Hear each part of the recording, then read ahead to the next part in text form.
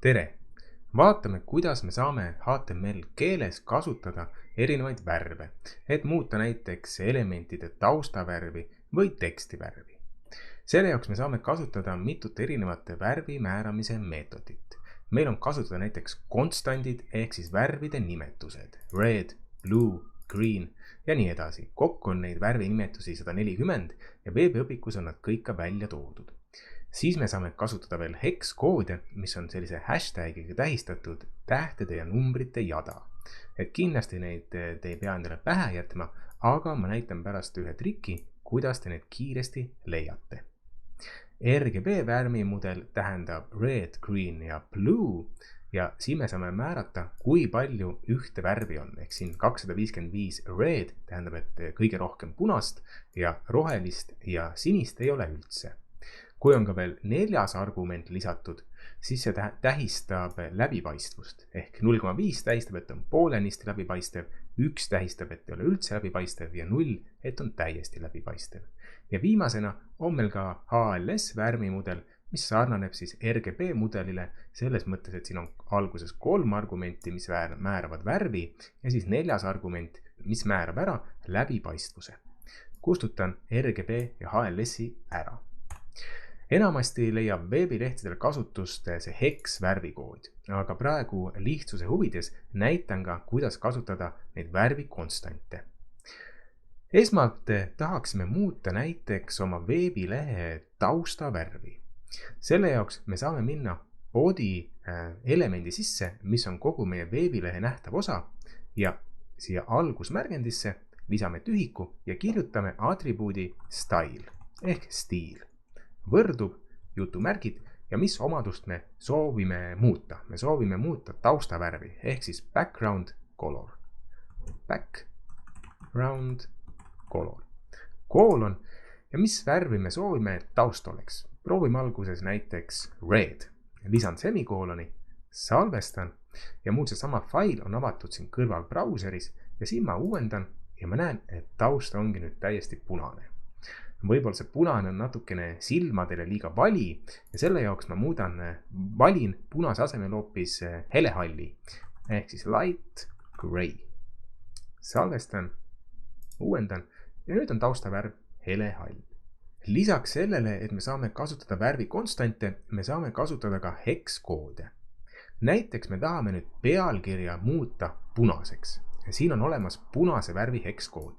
Lähme siia H1 pealkirja sisse, teeme siia tühiku ja kirjutame siia nüüd jällegi stiil ehk siis style võrdub ja seekord me ei soovi muuta mitte taustavärvi, vaid me soovime muuta tekstivärvi. Nii et omaduseks kirjutame nüüd lihtsalt color, koolon ja siia ma kleebin nüüd selle sama hex-koodi ja lisan semikooloni. Salvestan ja uuendan lehte. Ja pealkiri ongi nüüd punast värvi. Kui ma nüüd sooviks seda pealkirja muuta ka siniseks, siis mul tegelikult ei ole ju peast aimugi, et milline hex-kood vastab sinisele värvile. Ja selle jaoks, et seda kiiresti näha, me saame brauseris klikkida näiteks selle sama pealkirja elemendi peale, teen siia parem kliki ja valin inspect või eesti keeles inspekteeri. Ja meile brauseri all servas avatakse uus aken, kus me näeme kõiki HTML elemente, mis meil siin lehel on lisatud ja siin paremal pool on ka nende HTML elementide omadused. Ja mul hetkel on valitud seesama pealkiri, kuna ma klikkisin selle peale. Ja siin paremal on näha ka elemendi stiil, värv, see punane värv ja FF ja 4 nulli.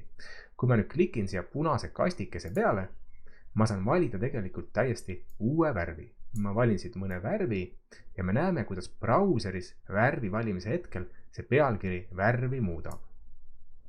Lisaks ma saan valida ka läbipaistvust, et kas see pealkiri on, kui läbipaistev ta on ja mis värvi. Näiteks valinda, teen ta hoopis selliseks võib-olla tumeroheliseks. Ja nüüd ma näen, siin allpool ongi see sama hex-kood, mis vastab sellele värvile, mida me hetkel oleme valinud. Ehk me võime selle sama hex-koodi nüüd siit kopeerida. Valin copy, teen siia parem kliki, valin copy. Ja kuigi nüüd see värv on siin praegu meil hetkel siin veebilehel muudetud, siis ta on siin muudetud ainult ajutiselt ja meie jaoks. Kui me uuendame lehte, siis ta muutub tagasi punaseks, nagu meil ka HTML koodis kirjas on.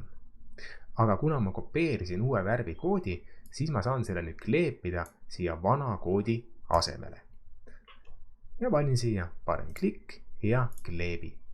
Salvestan lehe ja uuendan brauseris. Ja pealkiri ongi nüüd rohelist värvi, nii nagu ma soovisin. Me saame taustavärvi lisaks kogu lehele panna ka näiteks mõnele tekstielemendile. Näiteks selle teise tekstilõigu muudan tema taustavärvi võib-olla siniseks.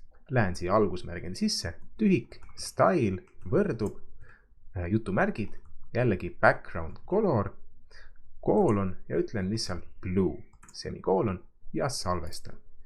Ja nüüd ongi selle elemendi taustavärv sinine.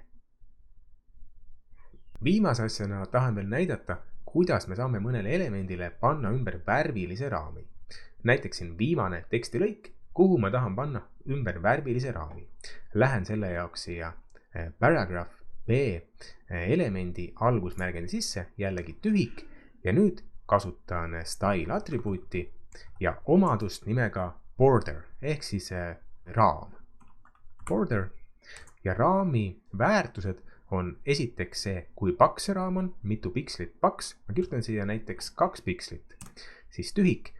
Teine väärtus on see, et kas see raam on pidevjoon või täppjoon, millist tüüpi raamiga tegu on, kasutan praegu pidevjoont, kirjutan siia solid ja kolmas väärtus on see, mis värvi see raam on. Näiteks võiks olla punast värvi, kirjutan red, lisan semikooloni, salvestan, uuendan lehte ja raam ongi punast värvi. Kui ma valin siit alt jällegi selle inspekteerimisakna või kui teil pole seda avatud, siis panen klikk ja inspect ja valin selle elemendi, mida ma soovin inspekteerida, hetkel seda sama raamiga tekstilõiku. Ma saan jällegi minna siia inspekteeritava elemendi sisse, muuta näiteks, klikin siia 2 peale ja ma saan muuta seda raami paksemaks siin samas kohe.